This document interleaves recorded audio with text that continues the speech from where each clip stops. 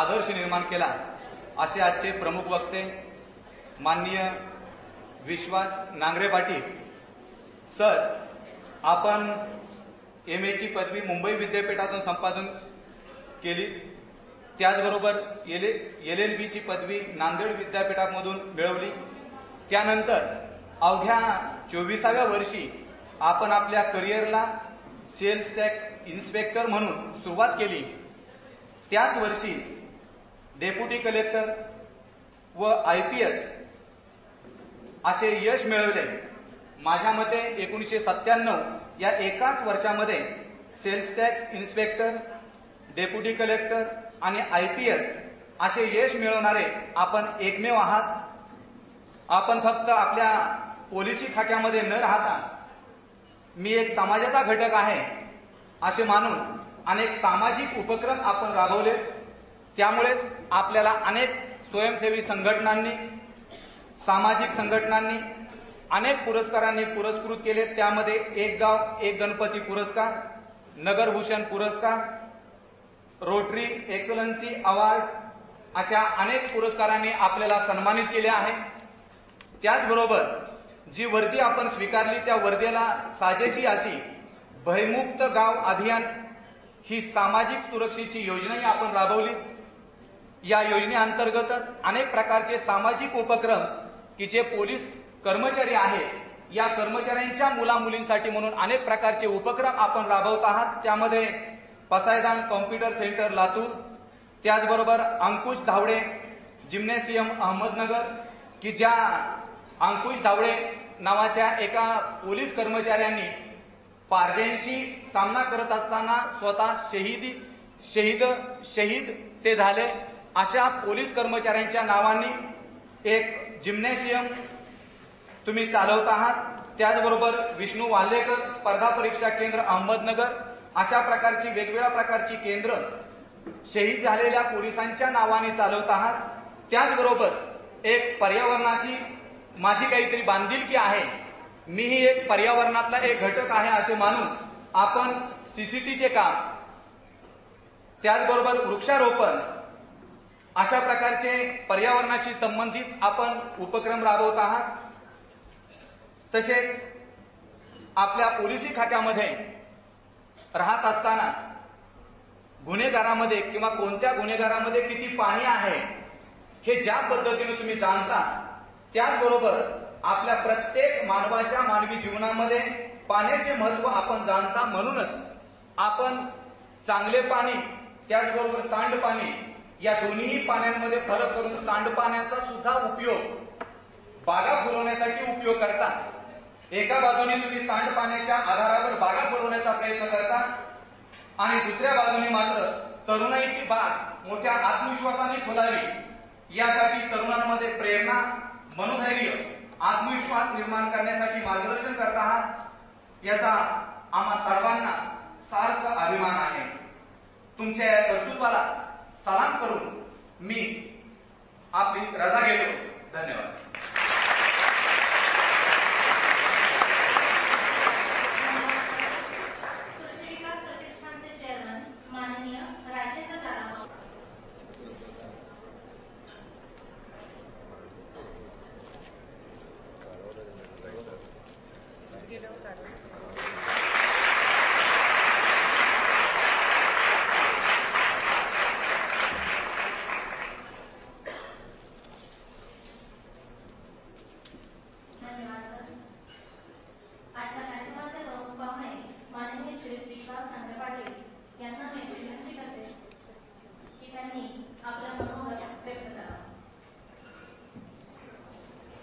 दादा पवार, आदरणीय ताई, व्यासपीठावरील इतर मान्यवर, या संकुलातील सर्व आदरणीय शिक्षकवृंद, माझे सहकारी अधिकारी आणि माझ्या समोर बसलेली सगळी हुशार, गोड, स्मार्ट, उत्साही माझी छोटी बालमंडळी, बंधू भगिनींनो, खेड्यातली मुलं ही रानफुलासारखी असतात आणि या रानफुलांना जर उपमा देणार आहे, मी पुढची उपमा देणार आहे. या रानफुलांना जर काळी खसदार जमीन, चांगला सूर्यप्रकाश, चांगलं खत पाणी मिळालं तर ती अशी रुजतात, अशी उमलतात, अशी फुलतात की त्यांच्यासमोर मुंबई पुण्यासारख्या मोठ्या शहरातले गुलाब, कमळ, मोगरे सगळे फिके पडून जातात.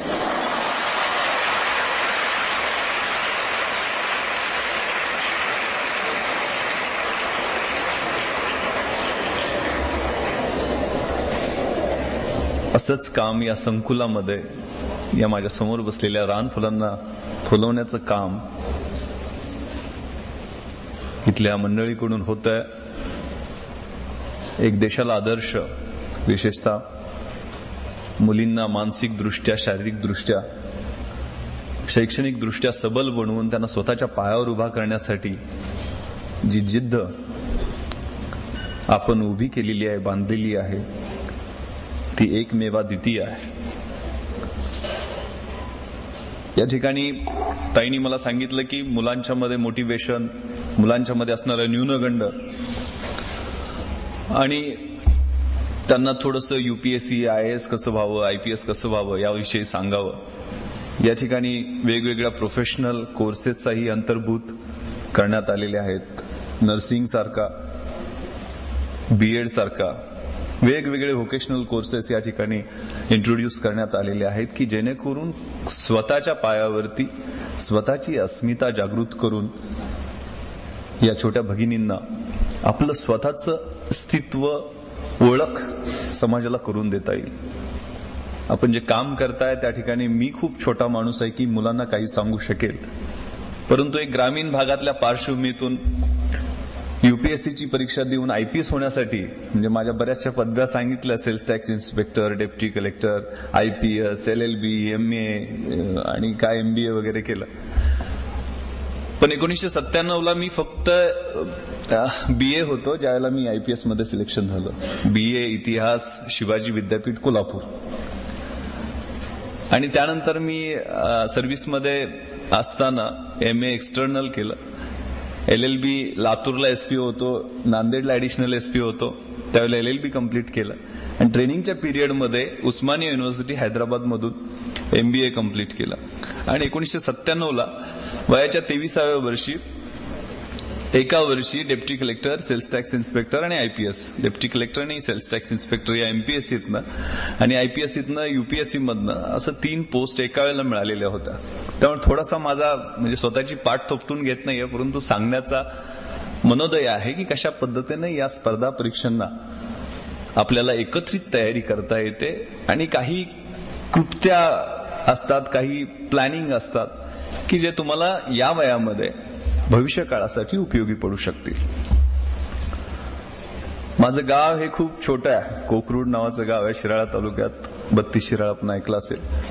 अगदी वारणेच्या कुशीत आणि सह्याद्रीच्या मुशीत वसलेलं हिरवगार असं देखणं गाव आहे. तिन्ही बाजूनं नदी जाते. लहानपण अगदी आंब्याच्या, जांभळाच्या झाडावर जाणे, नदीला जाऊन मासे पकडणे, घरी आल्यानंतर म्हैशीच्या धारा काढणे, हे तुमच्यापैकी 70-80% मुलांचं जसं असेल तसंच माझं गेलेलं होतं. वडील नावाजलेले पैलवान, गावचे सरपंच, त्यामुळे लहानपणी त्यांची खूप इच्छा होती की मी चांगला पैलवान व्हावं. मी आता ताईंना हेच सांगत होतो की पोलिओची चर्चा चाललेली होती, तर त्यांनी मला लहानपणी आई आग्रह करत असताना पोलिओचा डोस देऊन दिला नव्हता की पैलवानाचा पोरगा आहे त्याला काय होतं. तर ते मला पोलिओचा ताप आलेला होता. सुदैवानं एका डॉक्टरच्या चांगल्या ट्रीटमेंटमुळे मी लवकर बरा झालो. वेळीच मला फायदा झाला. आणि असं शाळेत ज्यावेळेला जायला लागलो त्यावेळेला शाळेपेक्षा तालमीत जावं अशी त्यांची खूप इच्छा असायची. पण तालमीत गेलं तर एक संजय माने नावाचा पैलवान, आता तो कॉन्स्टेबल आहे, तो मला सारखा उचलून आपटायचा.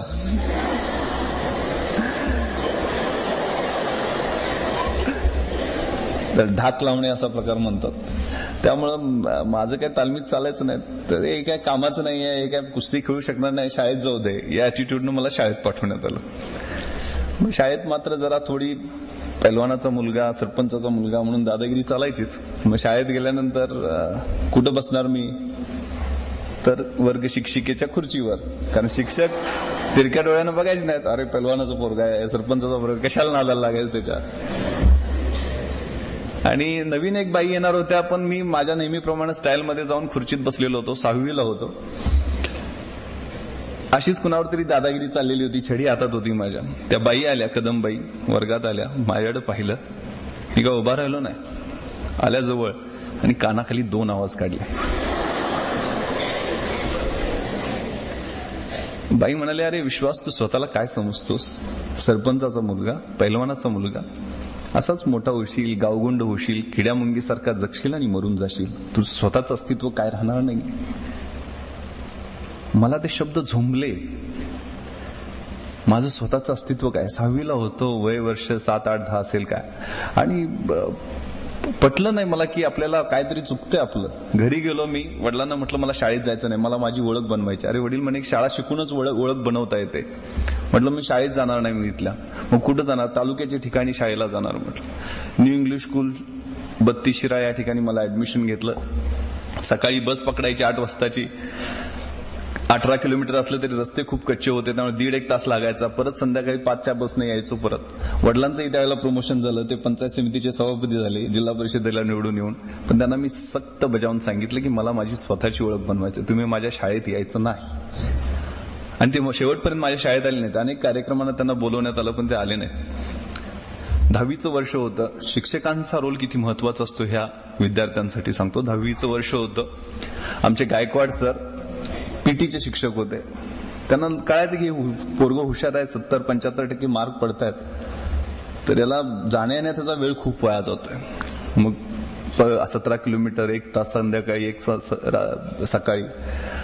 तर त्यांनी मला सांगितलं की तू विश्वास माझ्या घरी राहा, तुला काय घराचं भाडं द्यायचं असेल, मेसचं पैसे जे देतोस, तर घरी माझ्या खर्चाला ते मी काय नाही म्हणत नाही, तुझा स्वाभिमान दुखवत नाही, पण तू घरी राहा, तुझा वेळ वाचेल, माझ्या घरात एक रूम आहे.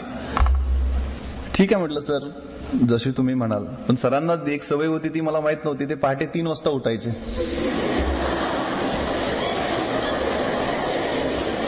आणि व्यायाम करायचे, चांगले बॉडी बिल्डर. मग ते पहिल्याच दिवशी आले, माझा दरवाजा ठोकला, विश्वास उठ. सर म्हटलं 3 वाजलेत. 3 वाजता उठायचं आणि अभ्यास करायचा. तुला अभ्यासात पहिला नंबर मिळवायचा आहे. या कॉलेजमध्ये तुला 75% मिळवत असतील तर तुला 85-90% मार्क पाडायचे आहेत. आणि त्यांनी मला 3 वाजता उठवायला सुरुवात करायची. थंड पाण्याच्या, थंडीच्या दिवसात थंड पाण्याच्या नळाखाली बसवायचे. 3:30ला मला फ्रेश करून अभ्यासाला बसवायचे.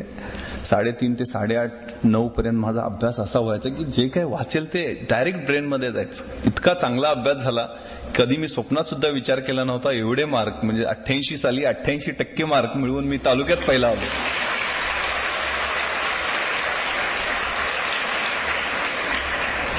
फक्त गायकवाड सरांमुळं.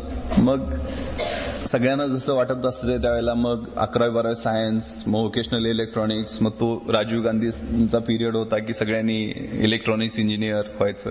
मग माझ्याही मनात तसं घुसवण्यात आलं. मग मी 11वी सायन्सला कोल्हापूरला न्यू कॉलेजला ऍडमिशन घेतलं. पण 12वीला असताना अगदी स्कॉलर बॅचमध्ये चांगले मार्क्स पडत होते.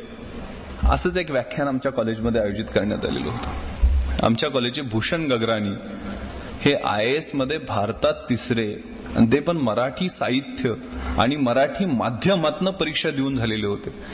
हे आम्हाला पटलं नाही की ही कलेक्टर बनवणारी, SP बनवणारी एवढी मोठी परीक्षा ही मराठीतनं देता येते, मराठी साहित्य विषय घेता येतो. हे नवीन नवीन गोष्टी होत्या. मी, माझे शेजारी आनंद पाटील, माझा छोटा चुलत भाऊ, तो 11वीला होता, तिथं 2 जण बसलेलो होतो.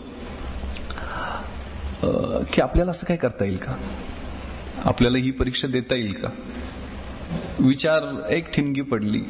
मी म्हटलं आनंद, बघू आपण रिझल्ट लागल्यावर पाहू. पण 12वीला असतानाच असा विचार, तुमच्याच वयात 9 म्हणजे 12वीतली 10वीतली मुलं आहेत, की वयाच्या 15व्या-16व्या वर्षी हा विचार यायला लागला की ही परीक्षा आपल्याला द्यायची, मग त्यासाठी काय लागतील ते तयारी करायची. कमी वयात निर्णय घेतल्याचा फायदा होतो. 12वीचा रिझल्ट लागला. मी आताच सांगितलं की मला 91 पॉईंट समथिंग म्हणजे 92%च्या जवळपास मार्क पडले. मात्र इलेक्ट्रॉनिक्स आणि मेकॅनिकल मिळत नव्हतं गव्हर्नमेंट इंजिनिअरिंग कॉलेजला, पण प्रोडक्शन, सिव्हिल, इलेक्ट्रिकल अनेक ब्रांचेसला ऍडमिशन मिळत होतं. आनंदचाही रिझल्ट लागला. त्याला MBBS ला मिळाला नाही, 89% त्याला मार्क मिळाले. त्याला BDS ला ऍडमिशन मिळत होतं. आम्ही 2 जण एकत्र बसलो आणि म्हटलं की आपण इंजिनिअरिंग मेडिकल करायचं नाही, आपण आर्ट्सला जायचं, BA ला ऍडमिशन घ्यायचं. कुठलेही सुज्ञ पालक किंवा आमचे आई वडील जर जास्त शिकलेले असते, वडील माझे 4थी शिकलेले होते, आनंदचे वडील 7वी शिकलेले होते, सुदैवाने ते कमी शिकलेले असल्यामुळे आमच्या निर्णयाला कोणी विरोध केला नाही. यांना करायचं ना, काय करायचं म्हणतात, IAS IPS नाही, डेप्टी कलेक्टर DYSP नाही तर फौजदारची परीक्षा तरी द्यायची, काहीतरी सिलेक्शन आपलं होईल, हा ठरवलेला होता, एक प्लॅन केलेला होता. इंग्रजीत एक म्हण आहे की if we fail to plan we plan to fail. जर आयुष्याचा प्लॅन करायला आपण चुकलो ना तर पुढे जाऊन आपण खूप चुकणार असतो, यशस्वी होणार असतो. एक प्लॅन बनवला, एक ट्रॅप बनवला, आपल्या परस्समोर एक डू ऑर डाय अशी परिस्थिती निर्माण केली की आपल्याला ही 3 वर्ष आहेत ना कॉलेजची, ती व्यवस्थित प्लॅन करायची आहेत. हा शांततेचा काळ आहे. एक म्हण आहे इंग्रजीत खूप चांगली आहे, मराठीत भाषांतर सांगतो की जर शांततेच्या काळात जास्त घाम गाळला तर युद्धाच्या काळात तुम्हाला कमी रक्त सांडावं लागतं. हा तुमच्या आयुष्यातला शांततेचा काळ आहे, कॉलेजचा दिवस. या कॉलेजच्या दिवसामध्ये जेवढा घाम तुम्ही गाळाल, घाम म्हणजे काय शब्दशः अर्थ घ्यायचा नाहीये, अभ्यास करून जिद्दीनं तळमळून एक एक दिवस जर तुम्ही प्लॅन करून घालवला, तुम्हाला महिन्यात काय करायचंय, वर्षात काय करायचंय ठरवलंय. दंगा मस्ती करायचीच असते कॉलेजला, त्याबद्दल दुमत नाहीये, परंतु आपलं करिअर काय आहे. आपले आई वडील आपल्याला या ठिकाणी पाठवतात, थोडाफार आपल्या पोटाला चिमटा काढून त्यांनी पैसे बाजूला ठेवलेले असतात, त्या पैशाचं काहीतरी चीज करून दाखवायचं, या जिद्दीनं ते पाठवत असतात. आपल्या घराचं, आपल्या आई वडिलांचं, आपल्या शिक्षकांचं, या संस्थेचं नाव मोठं करायचं ही जिद्द तुमच्यामध्ये या वयामध्येच असते. आणि हे वय म्हणजे लात मारीन तिथं पाणी काढणार वय असते. काय ठरवाल ती गोष्ट घडत असते. ते एक मोटिवेशन, स्वतःमध्ये किलिंग इन्स्टिंग त्यावेळेला आम्ही बनवून घेतलं. आणि कॉलेजची माझी BA वर्ष होती, त्याचा प्लॅन मग NCCचं C सर्टिफिकेट आपल्याला मिळवायचं आहे. NCCच्या माध्यमातून शूटिंग कॉम्पिटिशनमध्ये आपल्याला गती आहे तर त्याचं गोल्ड मेडल युनिव्हर्सिटीपर्यंत तरी मिळालं पाहिजे. NSSच्या माध्यमातून मास लिटरसी, रुरल रिकन्स्ट्रक्शनचे कॅम्प आयोजित करून त्यात भाग घेणं. पुस्तकं मिळवणं थोडंसं कठीण होतं कारण पुस्तक महागडी होती, एवढी मोठी संस्था आमची नव्हती. मग पुस्तकांसाठी काय करायचं तर गावात एक आम्ही स्टडी सेंटर बनवलं. स्टडी सेंटरच्या माध्यमातून ग्रामीण भागातली जेवढे काय संस्था, इकडं तर आपल्या वेस्टर्न महाराष्ट्रातच आमचं गाव येतं त्यामुळे सहकारी संस्थांचं जाळं होतं, त्यांच्याकडनं मदत जमा केली. आमच्या गावचे आमदार जे आता विधान परिषदेचे सभापती आहेत शिवाजीराव देशमुख साहेब, त्यांना ही कल्पना सांगितली की आम्हाला लायब्ररी बनवायची आणि लायब्ररीसाठी पैसे पाहिजेत. त्यांनी 1 लाख रुपये, मी असवायला होतो त्यावेळेला, आम्हाला मुख्यमंत्री सहायता निधीतनं मिळवून दिले. जवळजवळ 2-2.5 लाख रुपये आमच्याजवळ जमा झाले. त्यातली 1.5 लाखाची पुस्तकं आणि 1 लाखाची छोटीशी इमारत आम्ही बांधली. ती पुस्तकं 1.5 लाखाची म्हणजे वाघिणीचं दूध आम्हाला मिळालं आणि अभ्यासाला जिद्दीनं सुरुवात केली. काही माहित नव्हतं, कशी परीक्षा देता येते, कुठं देता येते, काय पुस्तक वाचावे लागतात, काय करावं लागतं, काही माहित नव्हतं. पण त्या पुस्तकाच्या माध्यमातून सगळ्या दिशा कळायला लागल्या. महाराष्ट्र शासनाची SIC नावाची इन्स्टिट्यूट आहे मुंबईमध्ये, ते माहिती मिळालं. तर हे कॉलेजच्या तुमच्या वयात ह्या गोष्टी सुरू केल्या की आपल्याला अशा पद्धतीनं प्लॅनिंग करून यश मिळवायचं आणि त्यासाठी एक दिवसाचा, एक रात्रीचा प्लॅन करायला सुरुवात केली. ग्रॅज्युएशनचा रिझल्ट, BA ला गोल्ड मेडल मिळालं युनिव्हर्सिटी लेवलला, परत मुंबईला SIC ला ऍडमिशन मिळालं. तिथं 6 महिने अभ्यास केला पण पहिल्या अटेम्प्टला प्रिलिम्सलाच नापास झालो. परत डिप्रेशन आलं. पण MPSCची परीक्षा दिलेली होती. आता हे तुम्हाला बऱ्याच मुलांना समजणार नाही पण MPSC UPSC प्रक्रियेत जी जाणारी मुलं आहेत त्यांच्यासाठी मी मॅडमना आणि सरांना म्हटलं होतं की वेगळं मी बसेन त्या 2-3 तास त्या मुलांना दिशा कशा पद्धतीने देता येईल, कसा अभ्यास करायचा MPSC UPSCचा एकत्रित, त्याचा प्लॅन करावा लागेल. पहिल्यांदा MPSCची प्रिलिम पास झालो होतो. मुख्य परीक्षा, विषय कोणते निवडायचे हे कन्फ्युजन. तर नवीन विषय एक सोशॉलॉजी नावाचा घेतला ज्याची मला ABCD सुद्धा माहित नव्हती, पण 8 दिवसात अभ्यास करून सुद्धा मला 140 मार्क त्यात पडलेले होते 200 पैकी, जी खूप चांगला स्कोर मानला जातो. आणि रिझल्ट लागला. मुद्दामून ही गोष्ट मी सांगतोय, रिझल्ट लागला. मुख्य परीक्षेत मी पास झालेलो होतो. मग पास झालं म्हटल्यानंतर इंटरव्ह्यूचा कॉल आला. मग सगळे लोक पेपरला वाचलेलं असतंय, अफवा पसरलेले असतात की या परीक्षेसाठी पैसे द्यावे लागतात, डेप्टी कलेक्टर करायचं आहे, DYSP करायचं आहे, एवढी बॅग घेऊन गेल्याशिवाय काय होत नाही, एवढा मोठा वशील असल्याशिवाय काय होत नाही. मलाही असं सांगण्यात होतं. त्यावेळेला तर मी 95 साली ज्यावेळेला पास होलो, नुसता पासआउट झालेलो होतो, 21-22 वर्ष वय होतं. जेवढे काय सांगतील ते पटण्याचा मोह व्हायचा. पण मी ठरवलेलं होतं की आपल्याला भरपूर, यावेळेला नाही झालं तर पुढच्या वेळेस.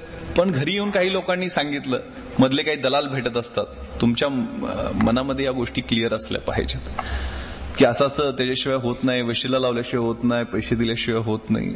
चुकीचे समज वारंवार बिंबवून सांगितलं ते आपल्याला पटतं. आणि त्यासाठी मला माहीत नसताना घरच्यांनी बरीचशी अरेंजमेंट करण्याचा प्रयत्न केला. मला मी ज्यावेळेला इंटरव्ह्यूला गेलो त्यावेळेला मला 2-3 वाक्यांमध्ये बाहेर घालवण्यात आलं की विश्वास, you R to young to join the service. म्हणजे 21 वर्ष वय होतं माझं, 1973चा जन्म. आणि त्यांनी लिटरली माझा 5 मिनिटात इंटरव्ह्यू संपवला. मला रिटर्न एक्झामिनेशनला 530 मार्क होते, जे खूप चांगले होते. इंटरव्ह्यूला फक्त 70 मार्क दिले. 611ला शेवटची ओपनची पोस्ट मिळालेली होती. मला कुठलीही पोस्ट मिळाली नाही. Deputy collector, DySP. Main pass झाल्यावर तर लोकांना गावाकडे अफवा पसरली, हे झाला साहेब झाला, डेप्टी कलेक्टर झाला, डीवायएसपी झाला, अशा अफवा पसरल्या. लोक माझ्याकडे भेटायला यायचे ग्रामीण भागातले. अहो विश्वासराव, तुम्ही आता डीवायएसपी झाला, आमचं पोरगं तेवढं 12वी पास झाल्यावर का कॉन्स्टेबल भरती करायचंय. मी पण म्हणायचं हो, कारण त्या वेळात मी करतो ना म्हणे, आता सर्व्हिस जॉईन करणार. आणि ज्यावेळेला रिझल्ट लागला त्यावेळेला कुठलीच पोस्ट मिळाली नव्हती. चुकीच्या मार्गाने गेलेलो होतो, एकही पोस्ट मिळाली नव्हती. फ्रस्ट्रेशन आलेलं होतं. घरी आलो की ग्रामीण भागात कशी परिस्थिती आहे, ज्यावेळेला चांगलं असतं त्यावेळेला सगळेजण कौतुक करायला येतात, आणि ज्यावेळेला वाईट होतं, अरे कसं काय झालं रे, येऊन भेटायला, जसे मैताला जातात ना भेटायला, तू तर पास होणार होता, काय झालं. आणि हा पिरियड असा असतो की अपयशामध्ये खूप जवळची लोक सुद्धा सोडून जातात, अगदी हृदयाच्या जवळची सुद्धा सोडून जातात, समजलेलं दिसत नाही.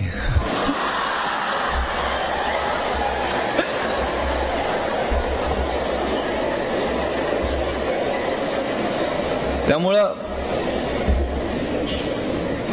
एक बॅड पॅच, 1996 वर्ष मी बॅड पॅच मानतो की असा वाईट अनुभव आल्यामुळं मी ठरवलं की मला स्वतःचं काय जमणार नाही आता. त्यावेळेला जिल्हा परिषदेची इलेक्शन पण लागलेली होती. वडील ऑलरेडी जिल्हा परिषद मेंबर होते. त्यांना म्हटलं की मला काही अभ्यासाचं जमणार नाही, मला काही जिल्हा परिषद तिकीट मिळवून देताय का, बघा माझं वय भरतंय आता. तर वडिलांनी खूप 4थी शिकलेले होते, पण खूप समंजस, सरळ मार्गी. त्यांनी मला सांगितलं, विश्वास, तुला स्वतःचं, तू आता म्हणतोयस ना, तर ही गोष्ट ब्लेसिंग इन डिस्गाइज, इष्टापत्ती म्हणून समज, आणि जिद्दीला कामाला लाग. येणाऱ्या वर्षात अभ्यास कर, जर झालं नाही तर बघू ना, आपलं काय शेतीवाडी चांगली आपली, काय प्रॉब्लेम नाही. पण तुला नापास झालाय, तुझा अपमान झालाय असं वाटतंय ना, तू अभ्यास कर. आणि 97ला मी अभ्यास करायला सुरुवात केली. माझ्याकडे डायरी आहे माझी. मुंबईला SICत मी ऑलरेडी होतो, त्यामुळे परत तिथं ऍडमिशन मला मिळाली नाही. राहण्याची सोय लवकर जवळ होत नव्हती. आंबिवली स्टेशन कल्याणच्या समोर आहे, कल्याणच्या पुढं जवळजवळ 80 किलोमीटर. त्या ठिकाणी आत्तेभाऊच्या फ्लॅटवर राहायची सोय झाली. तिथं मला गायकवाड सरांनी जी सवय लावलेली होती ना 10वीची, ती आठवली. तिथं मी 3ला उठायचो, 3:30ला मी 3:30ची ट्रेन पकडायचो, आणि 5:30ला मी VT स्टेशनला पहिला माझ्या लायब्ररीत जाणारा मुलगा असायचो. सकाळपासून संध्याकाळपर्यंत 8:30 पर्यंत अभ्यास करायचो. एक जीन्स, एक गोलगाळ्याचा टी-शर्ट, स्लीपर, दाढी वाढलेली, अशा पद्धतीनं तळमळीनं एक 8 महिने अभ्यास केला, 8-9 महिने. आणि त्यावेळेला मग MPSCतनंही deputy collector, sales tax inspector, PSI 3ही परीक्षा दिलेल्या होत्या, वेगवेगळ्या परीक्षा झालेल्या होत्या. 3-3-9 प्लस फिजिकल ते PSIची असते ती धरून 10, आणि IPSच्या प्रिलिम मेन्स इंटरव्ह्यू 3, म्हणजे 13 परीक्षा 8 महिन्याच्या काळात मी नॉनस्टॉप पास होत गेलो.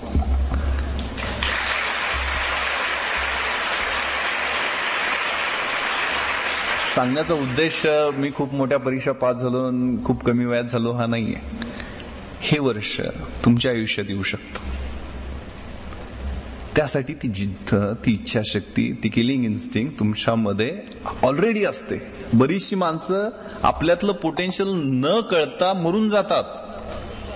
खूप मोठं काहीतरी करू शकलेले असतात ते, पण ते न कळता मरून जातात. माझ्या अभ्यासाच्या डायरीवरती, अजूनही ती माझ्या गावाकडच्या लायब्ररीत डायरी आहे, पहिल्या पानावरती मी एक कविता लिहिलेली होती, मला खूप आवडलेली होती. द पोएम ऑफ ला मांचा, जपानी माणसांची कविता. To dream the impossible dream, जे अशक्य वाटते ते स्वप्न मला पाहायचं. टू फाईट द अनबिटेबल फो, ज्या शत्रूचा कोणी पराभव करू शकत नाहीये त्या शत्रूला मला हरवायचं आहे. To beer with unbearable sorrow, कुणालाही सहन होत नाही ते दुःख मला सहन करायचं आहे. To run where the brave dare not to go, ज्या ठिकाणी धाडशी माणसं जाण्याचं धाडस करत नाहीत त्या ठिकाणी जाऊन मला धावायचं आहे.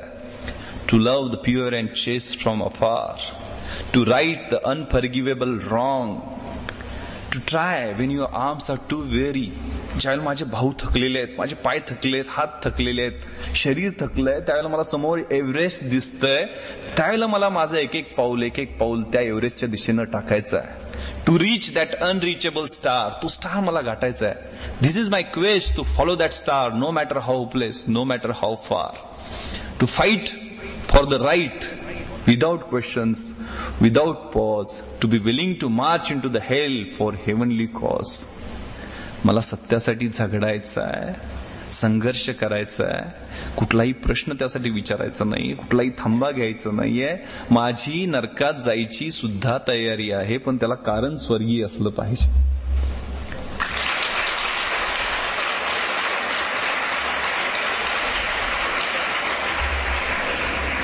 ही इच्छाशक्ती त्या अभ्यास करताना समोर होती.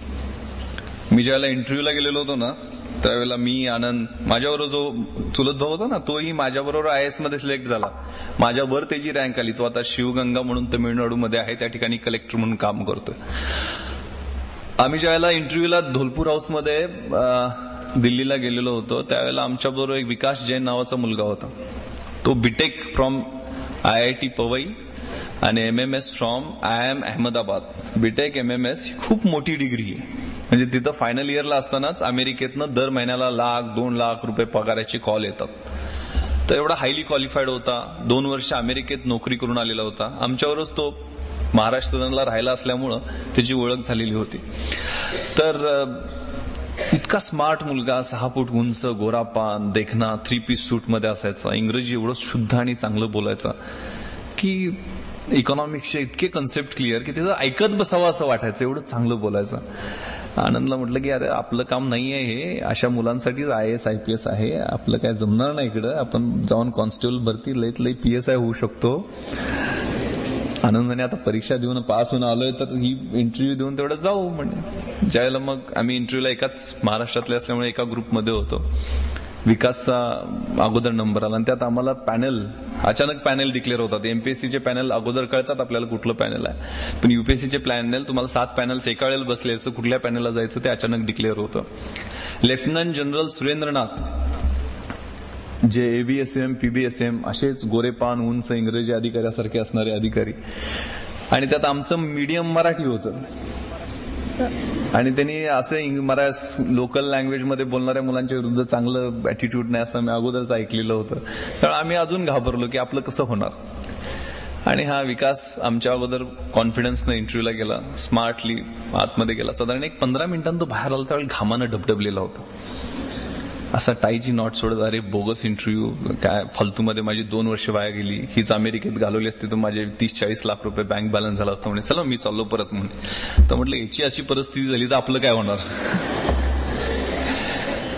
कारण टाईची नाट सुद्धा बांधता येत नव्हती. मग ते स्काउटला असायचा तो पट्टीचा टाय, तो घालून घेण्याचा प्रयत्न केला, पण तो पण चांगला दिसणार नाहीये. इलॅस्टिकचा टाय असायचा ना शाळेत असताना, कधी नॉटच बांधता यायची नाही ना, ती गाठ असायची ती बांधता यायची नाही. मग तर काय काढूनच टाकला आम्ही. तसंच शर्ट, पॅन्ट, इन शर्ट, एक ऑक्सफोर्डचे शूज, त्याच्या पलीकडे काय नाही. घाबरत घाबरत आतमध्ये गेलो. मे कम इन सर म्हणून आतमध्ये गेलो. तर ते इंटरव्ह्यूचं पॅनल असं असतं UPSCचं की घोड्याच्या नालाचा आकार असतो ना, तशा पद्धतीने सिटिंग अरेंजमेंट असते. मध्ये एक चेअर असते आणि त्याच्यावर तुम्ही दिसता, म्हणजे नखशिखांत, सोल टू क्राऊन तुम्ही त्या पॅनलला दिसत असता. कोपऱ्यात एक सायकोअनालिस्ट बसलेले असतात. तुम्ही खरं किती बोलताय, खोटं किती बोलताय आणि तुमचा कॉन्फिडन्स कसा आहे ते चेक करत असतात. आणि माझ्या शेजारी कुलकर्णी मॅडम एक होत्या. म्हणजे त्यांनी पॅनलनी इंग्रजीत प्रश्न विचारायचा, मॅडमनी मराठीत करून मला सांगायचा, मी मराठीत उत्तर द्यायचं, मॅडमनी इंग्रजीत करून त्यांना सांगायचं.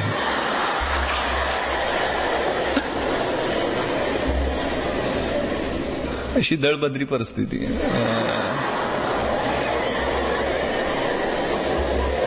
तर लेफ्टनंट जनरल सुरेंद्रनाथनी सुरुवात केली, विश्वास, why don't you speak in English. मराठीत सांगतो आता सगळ्यांना, गावाकडचीच पुरात मायासारखीच असणार त्यावेळेच मी. तू इंग्रजीत का बोलत नाहीस, तुझं माझं थेट संभाषण होईल, there will be direct communication.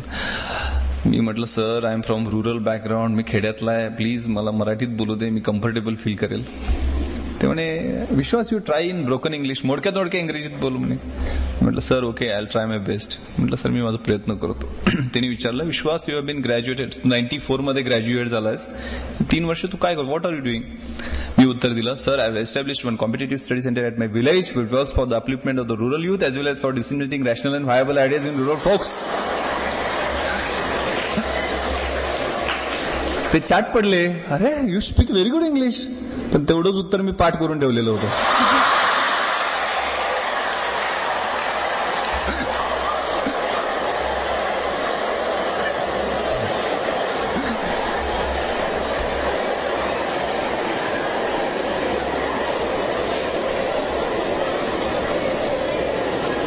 कारण ग्रॅज्युएट झाल्यानंतर 2-3 वर्ष काय करतो, सगळ्यांना प्रश्न विचारतात, मलाही विचारणार, मला माहित होतं, त्यामुळे पाठ करून ठेवलेलं होतं. त्यानंतर माझं खरं इंग्रजी बाहेर यायला लागलं. पुढचा प्रश्न काय होता, माझा मराठी साहित्य विषय होता आणि त्यांनी मला विचारलं की विश्वास, you might have heard about Ghashiram Kotwal.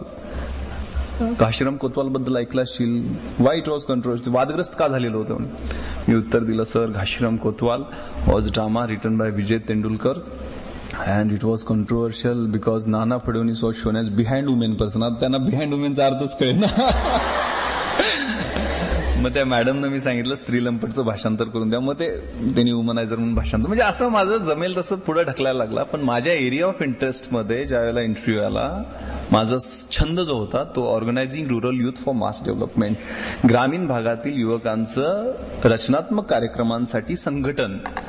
आणि त्यासाठी मी सगळ्या गोष्टी खेड्यातल्या असल्यामुळं खेड्यातल्या गोष्टी स्वतः केलेल्या होत्या. मला ग्रामीण भागातले प्रश्न चांगल्या पद्धतीनं माहीत होते. त्यामुळे जमेल तशी माझा युपीएससीतनं आयपीएसचा इंटरव्ह्यू असो किंवा एमपीएससीनं डेप्टी कलेक्टरचा असो, विक्रीकर निरीक्षकचा असो किंवा कुठलाही असो, मला पुढचे प्रश्न काय विचारणार हे माहीत असायचं.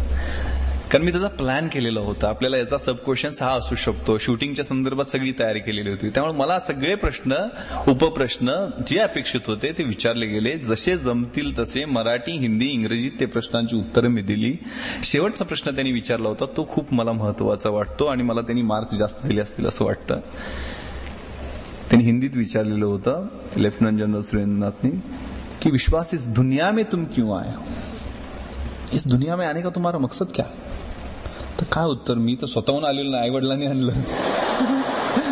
काय उत्तर द्यावं.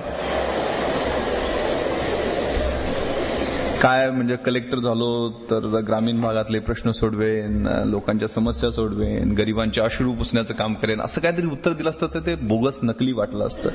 मी क्षणभर माझ्या भूतकाळाकडे पाहिलं, मला बाहेर बसलेला आनंद दिसला. तोही इंटरव्ह्यूसाठी आलेला होता. भूतकाळाकडे पाहिलं, पूर्ण भूतकाळाचं पुनर्विलोकन केलं आणि उत्तर दिलं, sir I have come here to struggle. मी या ठिकाणी संघर्ष करायला आलोय. आतापर्यंत प्रतिकूल परिस्थितीशी संघर्ष करत इथंपर्यंत पोहोचलोय आणि इथं तुम्ही मला जर सिस्टम मध्ये येण्याची संधी दिली तर सिस्टम मधल्या वाईट गोष्टींच्या विरुद्ध संघर्ष करायची इच्छा आहे. ते उत्तर त्यांना अपील झालं. आणि ज्या ठिकाणी मी म्हटलं होतं ना मगाशी, विकास Jain, अमेरिकेतली BTech MMS highly qualified, मी BA इतिहास शिवाजी विद्यापीठ कोल्हापूर. तो हायली क्वालिफाईड मुलगा, त्याला पहिला प्रश्न विचारला की तू अमेरिकेतली 2 लाख रुपये पर महिन्याची नोकरी सोडून इथं 10,000 रुपये पर महिन्याची नोकरी पकडायला कशासाठी आलास. त्याला त्याचं उत्तर व्यवस्थित देता आलं नाही. त्याच्या इंटिग्रिटीबद्दल, त्याच्या ऑनेस्टीबद्दल, त्याच्या प्रामाणिकपणाबद्दल क्वेश्चन मार्क तयार झाला. आणि पुढचे त्याला प्रश्न विचारले की तुझ्या टाइम मध्ये इन्ग्रेडियंट्स कोणते आहेत, त्यात नायलॉन किती % आहे, पॉलिस्टर कसं किती % आहे, मग ते टेरिलिन कसं बनवतात. म्हणजे अतिशय इरिलेव्हंट, असंबद्ध प्रश्न त्याला विचारले गेले आणि जाणीवपूर्वक त्याचा इंटरव्ह्यू फ्लॉप करण्यात आला. 300 पैकी त्याला 80 मार्क होते. त्या ठिकाणी मला महाराष्ट्रात 1997 सगळ्यात जास्त 210 मार्क दिलेले आहेत.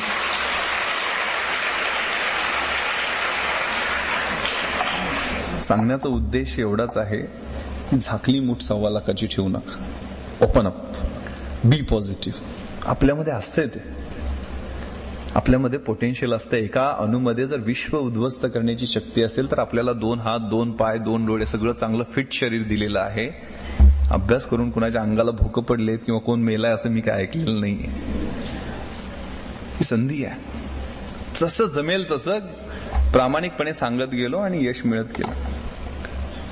त्यामुळं हा वेळ आहे ना, हा खूप महत्वाचा आहे. तुमच्या आयुष्यातला कन्स्ट्रक्टिव्ह पिरियड आहे.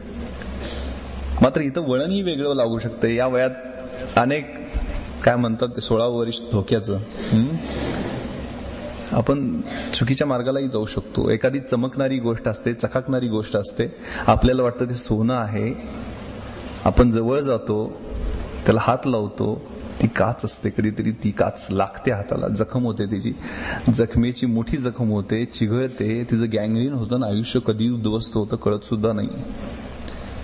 थोडंसं सावधान, अगदी काय सदासेवी अरण्य तारुण्य काळी करण्याची आवश्यकता नाहीये. थोडं आपल्याला ज्यासाठी पाठवलेलं आहे घरून, आपले शिक्षक आपल्याची जे अपेक्षा करतायत त्यासाठी वेळ दिला पाहिजे, त्यासाठी प्लॅन केला पाहिजे.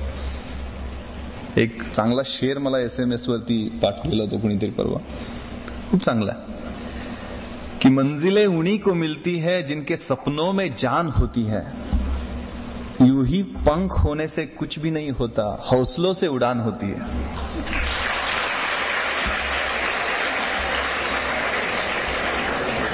तुमच्यातला हौसला, तुमच्यातली जिद्द, तुमच्यातली इच्छाशक्ती, या गोष्टी तुमचं स्वप्न पूर्ण करणार आहेत.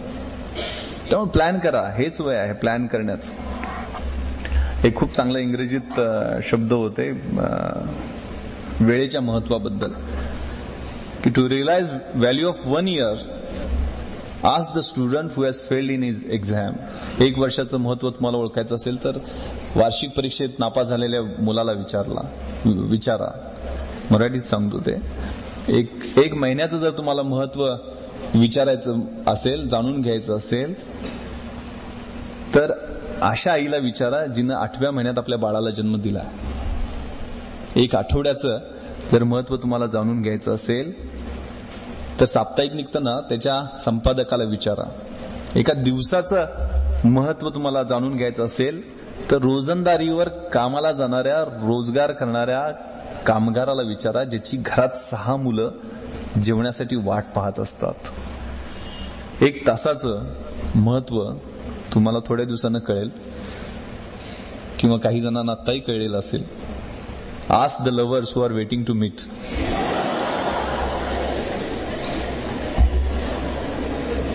एक मिनिटाचं महत्व तुम्हाला जाणून घ्यायचं असेल तर ज्याची ट्रेन चुकली आहे अशा माणसाला विचारा. 1 सेकंदाचं महत्व तुम्हाला जाणून घ्यायचं असेल तर त्याचा नुकताच ऍक्सिडेंट चुकलाय ना, ऍक्सिडेंटमध्ये वाचलाय, त्याला विचारा. आणि सगळ्यात महत्वाचं, to realise value of 1 millisecond, सेकंदातल्या 10व्या भागाचं तुम्हाला महत्व जाणून घ्यायचं असेल तर ask the runner who has one silver medal in Olympics.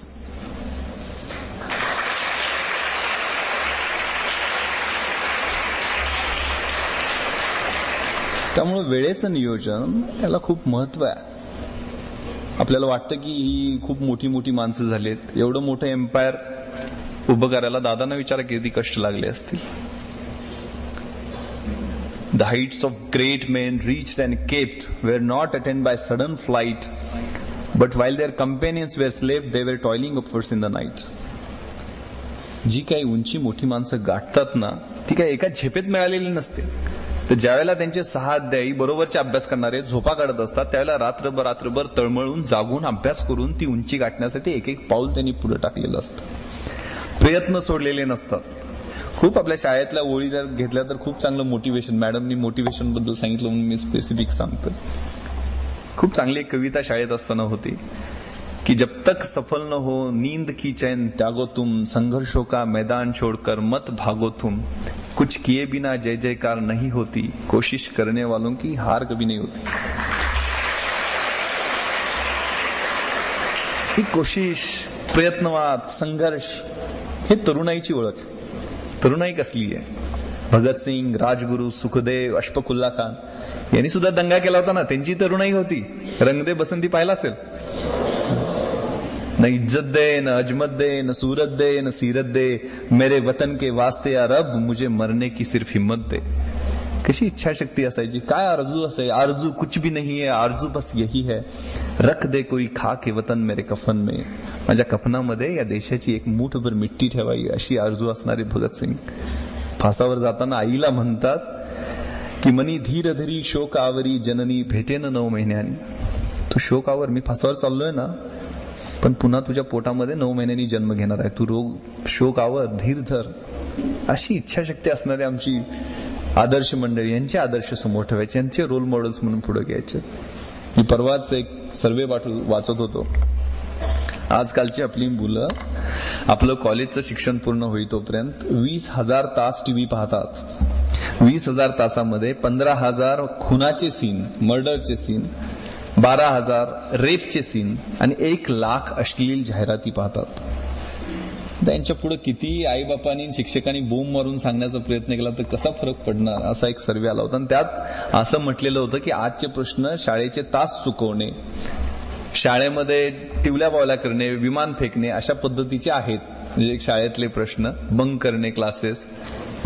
पण उद्या जाऊन हे प्रश्न, शाळेतले प्रश्न, कॉलेजचे प्रश्न, हे गर्भपात, एड्स, चाकू सुऱ्यांचा वापर अशा पद्धतीचे भयानक होऊ शकतात. तर वेळीच आपल्याला सावध व्हायला नको का, याचा विचार करण्याची आवश्यकता आहे. मी इन्स्पेक्शनसाठी एका पोलीस स्टेशनला 8 दिवसापूर्वी गेलेलो होतो. 8-15 दिवस झाले असतील. इन्स्पेक्शनला महिला सुरक्षा समितीची बैठक मी घेतो आणि गावाचं नाव सांगत नाही, त्यात काय फारसं महत्व नाही आहे.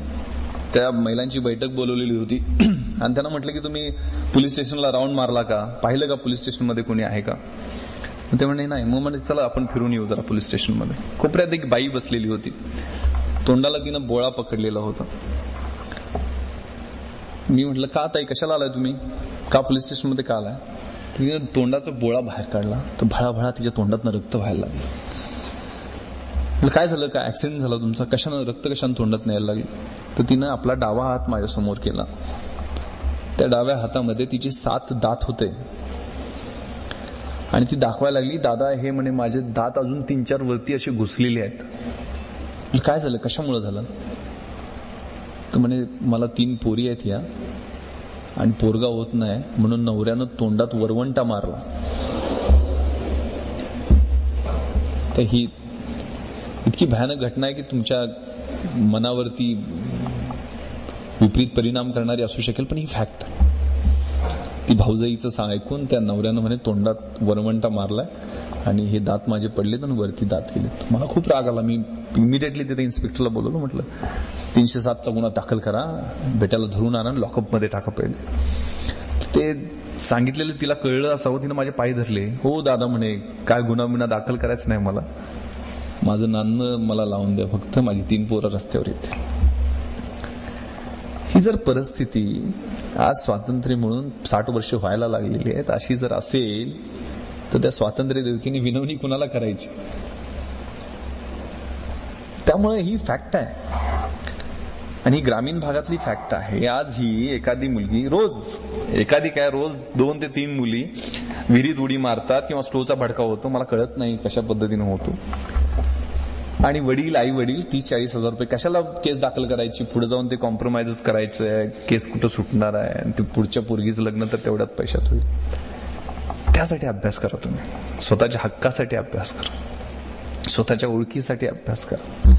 ही फॅक्ट आहे. अजून म्हणजे बरेच आपली संस्कृती सांगते, यत्र नार्यस्तु पूजन्ते रमन्ते तत्र देवता. ज्या ठिकाणी नारीची पूजा होते त्या ठिकाणीच देवता वास्तव्य करतात आणि ज्या ठिकाणी होत नाही तिथं त्राफला क्रिया, कुठलीही क्रिया यशस्वी होत नाहीये.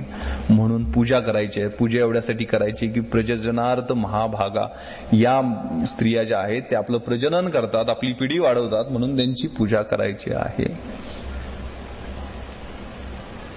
तर म्हणजे संस्कृती आपण मोठ्या गप्पा मारल्या तरी फॅक्ट बघितल्या तर विजय देवरायच्या राजाला 4,000 बायका होत्याच ना. एका वेळेला 4,000 बायका सती गेल्या. तर मला समजत नाही एक राजा 4,000 किती दिवस होतात आयुष्यातले.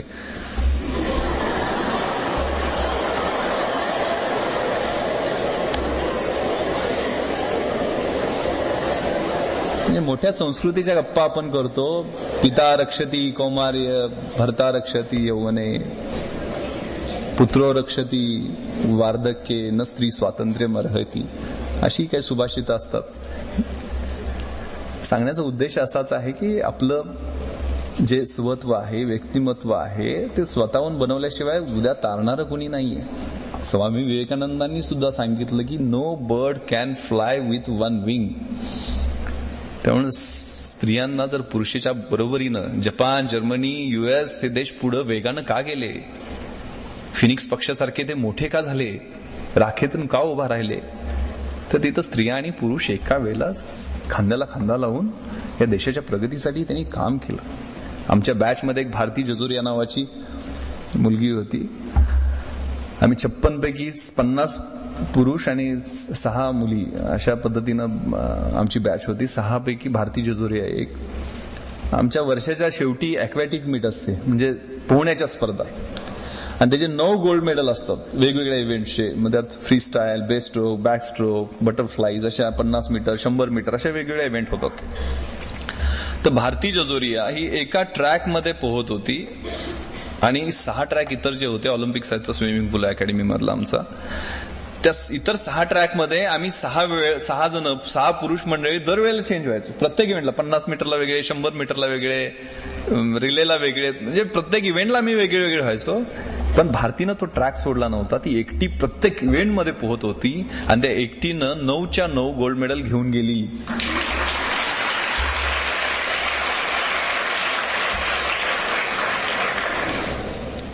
इंदिरा गांधींच्या बद्दल पण म्हटलं होतं ना की she is the only man in the Lok Sabha.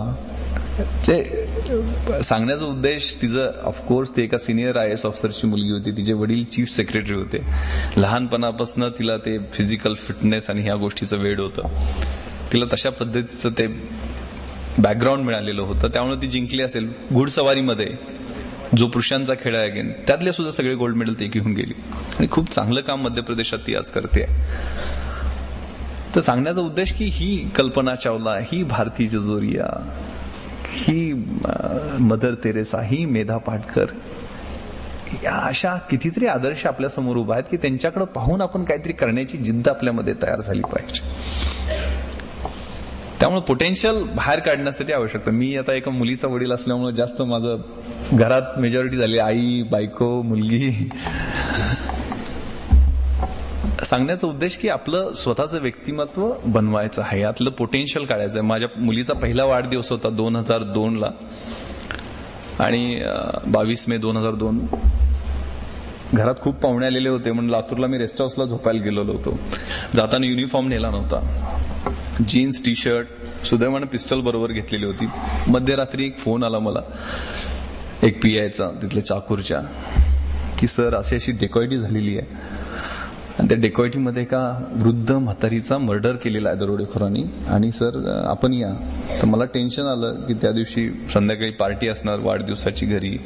त्यात मी ते मगाशी जे सांडपाण्याचं उद्यान मी म्हटलं होतं SP ऑफिस समोर खूप 2 एकरमध्ये आम्ही बनवलेलं होतं आणि ते अभिषेक बच्चन आणि अजय देवगण त्या दिवशी लातूरला शूटिंगसाठी जमीन पिक्चर चाललेलं, त्यांनाही पार्टीत बोलवलेलं असतं.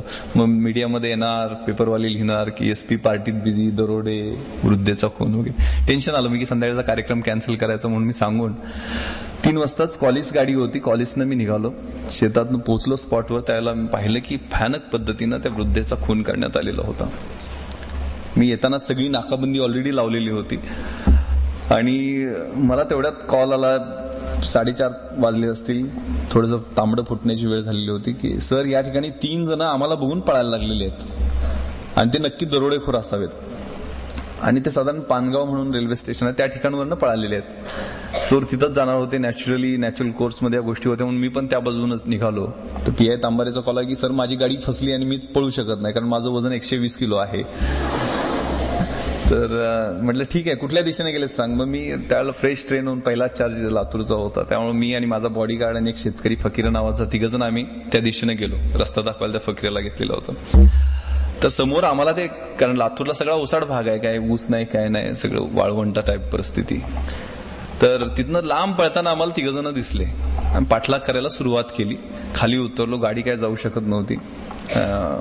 मग पळत पळत त्यांच्या पाठीमागनं जसं जमेल तसं 14-15 किलोमीटर पळाल्यानंतर त्यांनी दगड फेकायला सुरुवात, कारण आम्ही सिव्हिल ड्रेसमध्ये होतो. मग स्वतःला वाचवण्यासाठी मी एक राऊंड फायर केला. त्यांच्या लक्षात आलं की पोलीसवाला असेल किंवा कुणाकडे तरी हत्यार आहे.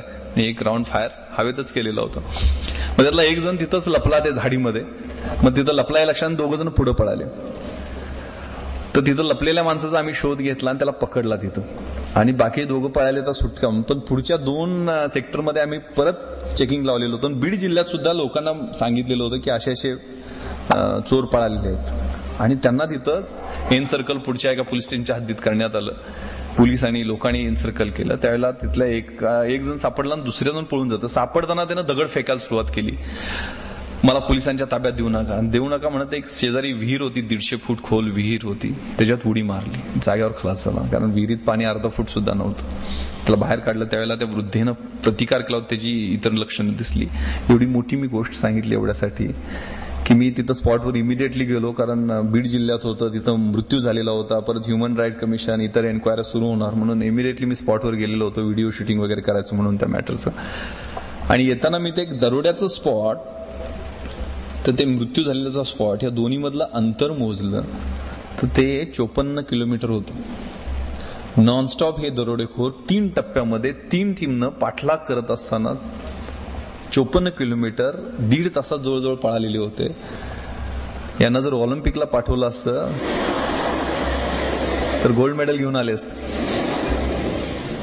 किती जबरदस्त शक्ती असते आपल्यामध्ये, किती जबरदस्त पोटेन्शियल असते. दुर्दैवानं एक विशिष्ट समाजाचे ते लोक होते ज्यांच्याकडे आपण तिरस्कारानं पाहतो. लिंबाराम सारखा एखादा धनुर्धर त्याच समाजात येतो. सांगण्याचा उद्देश असा आहे की आपल्यातलं पोटेन्शियल ओळख. एवढं चांगलं इन्फ्रास्ट्रक्चर, एवढं चांगलं वातावरण, लायब्ररी, इतक्या चांगल्या सोयी असणारी एवढी संस्था, हे तुमचं भाग्य आहे. तुम्ही योग्य ठिकाणी योग्य काळामध्ये योग्य वयामध्ये आलेला असता. रवींद्रनाथ टागोरांनी एक कविता लिहिलेली होती जिची भाषांतर CD देशमुखांनी केलेलं होतं की असशी जेते आताच तेते काम हातीची सोडू नको, नव्या प्रदेशात धुंडुनी काढीन स्वप्न सुखी अळसू नको, घरापासची कर्मभूमी ती टाक नांगरुणी पांगू नको. ही कर्मभूमी आहे. हे शारदा नगरचं शैक्षणिक संकुल ही तुमची कर्मभूमी आहे. तिथं नांगरून तिथं आपल्याला सोनं पिकवायचं आहे. हे तुमच्या मनामध्ये असलं पाहिजे. आणि त्यासाठी उठा, जागे व्हा. विवेकानंदांनी सांगितल्यामुळं प्रमाण rise awake stop not till the goal is achieved. आणि कामाला लागा, अभ्यासाला लागा. अशक्य कुठलीही गोष्ट नाहीये. आणि हे या वयातच आयुष्यात जन्म एकदाच मिळतो ना. आपले राष्ट्रपती सांगतात low M is a crime, कमी ध्येय ठेवणं हा गुन्हा आहे. आणि नेहमी there is always a room at the top. उंचीवरती आपल्यासाठी जागा राखीव असते. तर मोठं ध्येय ठेवा आणि ध्येय गाठण्यासाठी सर्व जिद्दीने प्रयत्न करा. मला वाटतं माईकला कंटाळाला. थांबतो. जय हिंद, जय महाराष्ट्र.